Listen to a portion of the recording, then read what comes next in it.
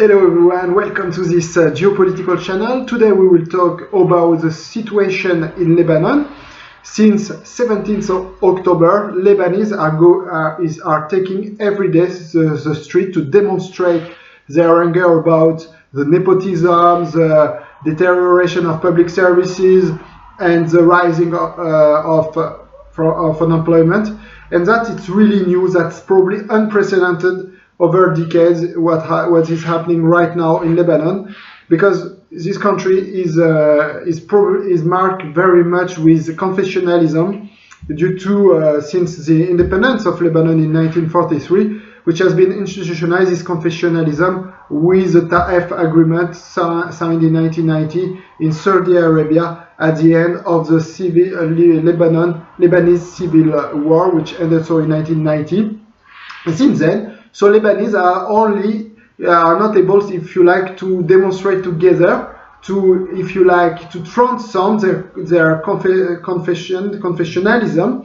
So, for example, you never saw people from southern Lebanon demonstrated with people from Beirut, because they are too different. They think that they have different objectives. They are not the same. But this time, Lebanese decided to demonstrate together, and that is really, really new. And this demonstration had really also some consequences. So they blocked the street and major roads of their country, and those demonstrations led to, let's say, a banking crisis.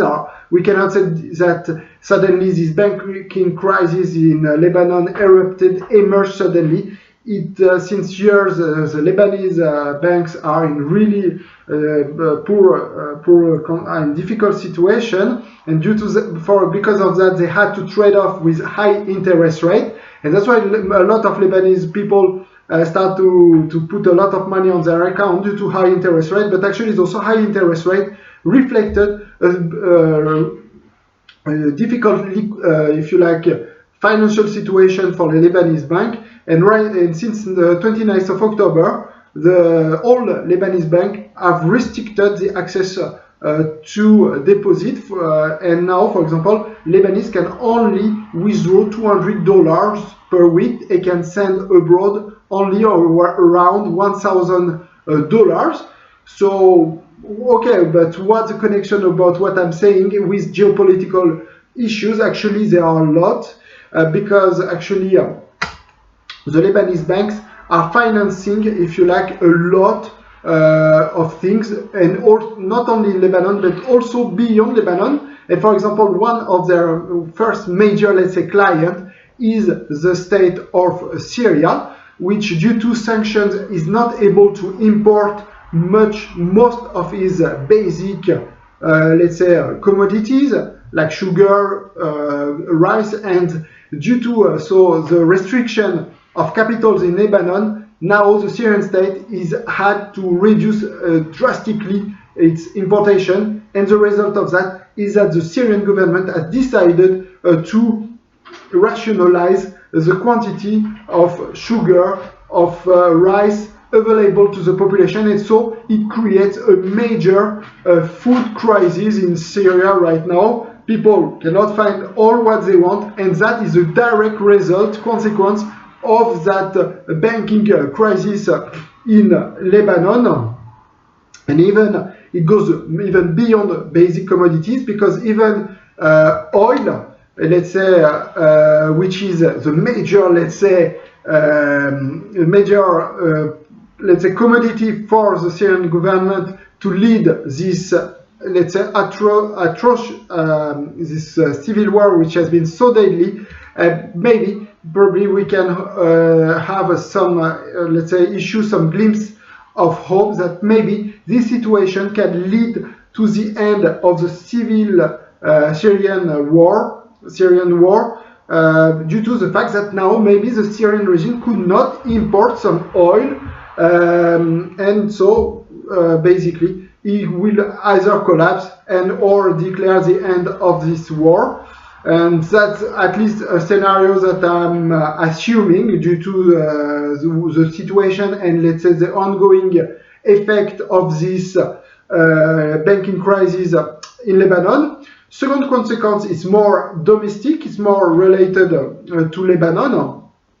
with big chaos that could result, that could ensue from this banking crisis, and maybe some actors. Let's say more. Let's be more precise. Let's say Hezbollah will probably emerge from this chaos and will try, to, if you like, to draw attention from the horrific internal situation in Lebanon and try to lead a war to launch a war against Israel.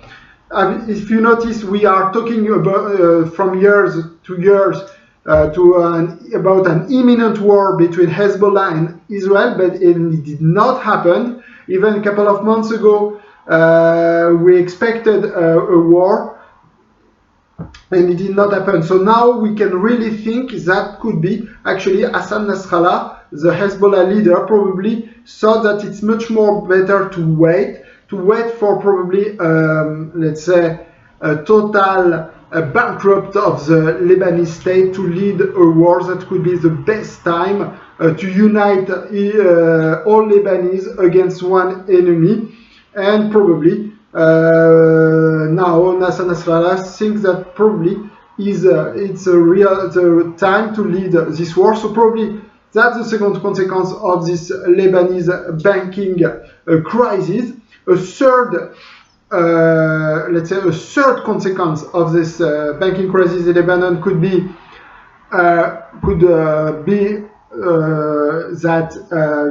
could lead to a major financial crisis in the United Arab Emirates and in Saudi Arabia. When we know that how sensitive it now is the situation in Middle East, any financial crisis could lead to maybe a social revolt, to an unrest, an uprising. So maybe we can assume that maybe this banking crisis in Lebanon could maybe lead to some political turmoil in Saudi Arabia, in the United Arab Emirates, because those countries invested a lot of money there, not only in the private sector, but also from state to state, both states, the Saudi Arabia state, the Emirati state, maybe the Kuwaiti state also, as if you like, guaranteed a lot of purchases from the Lebanese state, which is so indebted that is not able to finance itself on the financial market since years. So they use those guarantees to, for example, to buy their weapons from French, let's say, manufacturers. And so this bankruptcy of Lebanon could lead to a default payment on those guarantees, which will result to a financial loss on Saudi Arabia and United Arab Emirates. But we don't know now exactly what the amount of could be those losses, but it could be a very high amount. So that's why it could be a third major consequence of this Lebanese banking crisis. Maybe there are other major consequences, but I think those three are the most important. So you see what could happen maybe over the next week. Actually, in Syria, that's immediate. The consequences are ongoing, are right now. Whether those, for example, Russian, those restrictions of importation from the Syrian state are real. We see it now in Syria, but the two other consequences could come true. So that's why it could be very interesting to see how this banking crisis will unfold in the region over the next week.